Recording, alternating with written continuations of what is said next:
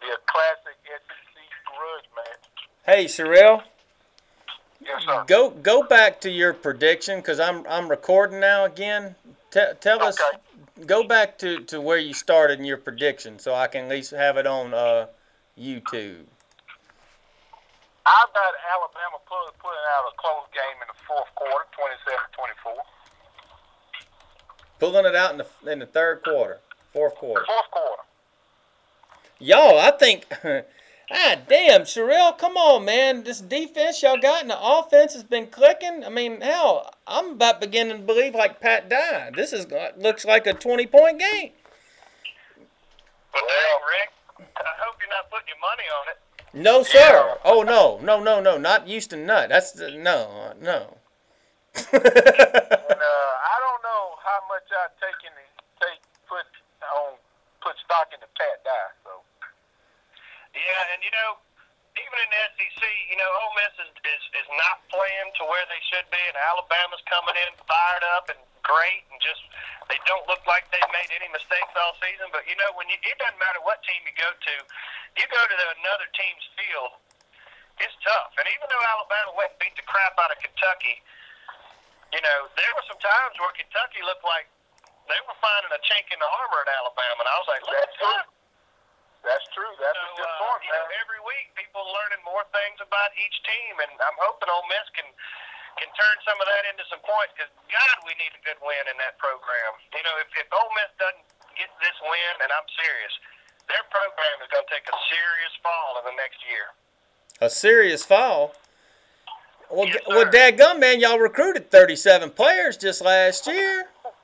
Well, we recruited 37 players, but good Lord have mercy, you got Mississippi State with this highfalutin coach. You got Nick Saban in Alabama. You got Les Miles in LSU. I mean, it's tough. Well, people at Ole Miss knew what they were getting when Houston Nutt. I mean, he's a coach to get your program going in the right direction. But, the bottom line is with Houston Nutt, he's never won a championship. And, people get on Les Miles because he wears that big hat and he's an idiot and he does crazy things. But the man's got hardware in his trophy case. And Houston Nutt has never had that. We'll get a championship at Ole Miss. I don't know what Kool-Aid he was drinking, but it must have been strong. Yeah, so both of y'all are saying the game's going to go down to the fourth quarter, and it's going to be a close one, but Bama's going to pull. But Barron, you're saying Ole Miss is going to pull it out, and Sherelle's saying Bama's going to pull it out. I tell you what, I think Ole Miss is going to hit them hard early, but I think Alabama's going to fight back, and it's going to be a dogfight from the second half on. And then at the end, it's going to be decided by either a late touchdown or a field goal. I agree with that assessment. Sherelle, are you just trying to avoid bad luck, or are you telling us what you really think? No, I'm telling you what I really think. I mean, guys. I'm not poor mouthing or doing a loose hopes or nothing. I think for Alabama fans, this is going to be a dogfight, man.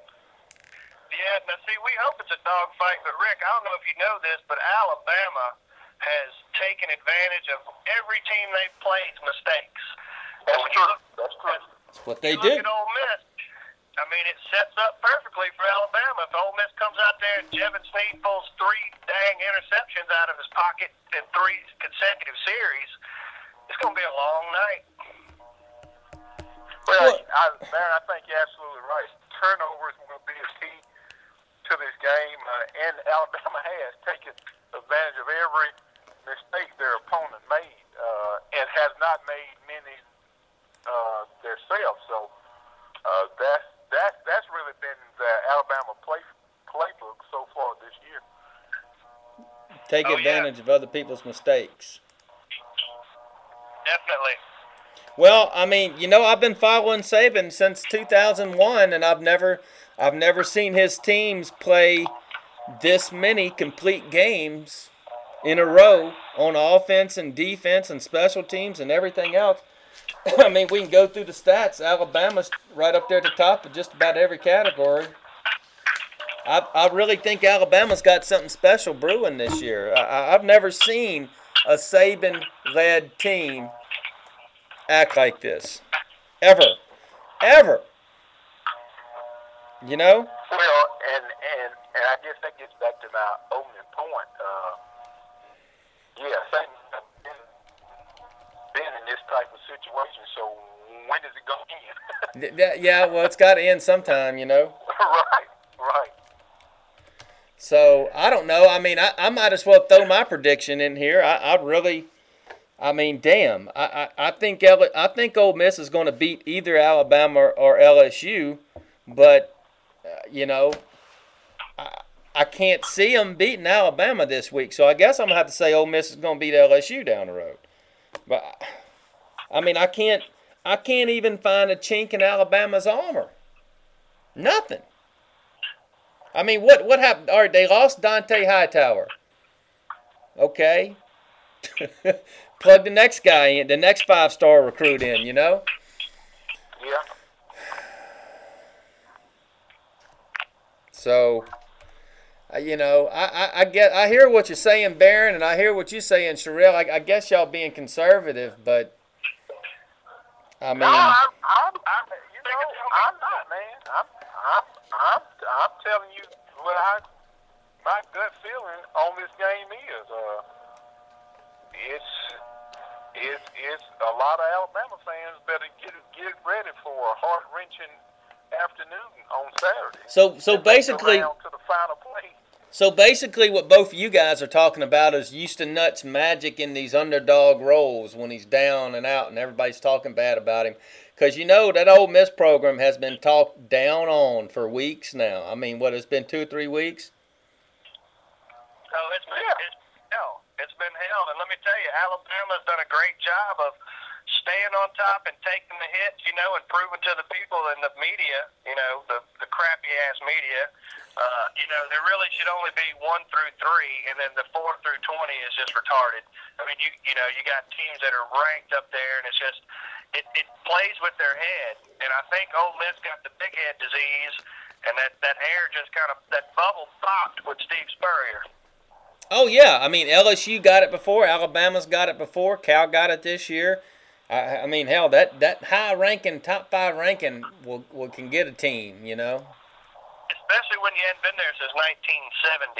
So Ole Miss is not used to this. And, you know, if we can pull the upset this week, I think it's going to turn the season around. If not, I don't think many people are going to be surprised that Alabama came and took care of us. I wouldn't be surprised if it's a close game, and I wouldn't be surprised if Alabama just blows them out. But I would be damn surprised if Ole Miss scored over 20 points. I mean, I heard what Pat Dye said on the Paul Feinbaum show, and I can't find any way. I can't even find any intangibles other than Houston Nutt to say it's going to be any different. What did Pat Dye say? Oh, Pat Dye pulled that stuff. He said Ole Miss ain't going to be able to score 3 points on them, and they're not man enough to handle Alabama. He did the same thing to Georgia a couple years ago, and Georgia put that on their bulletin board and came in there and beat Bama. So I think he's trying to do that again, you know. I guess. That's crazy. Well, that's what he does, right, Sherrill? Yeah, that's what he does, man. If you're ever looking for some entertainment, get the Paul Feinbaum show on the internet. Yeah, and go to Pat Dye, and you can hear the high ball crinkling in the background, you know, the ice chilling. That's Pat Dye being Pat Dye at this point. He says, I tell you, he says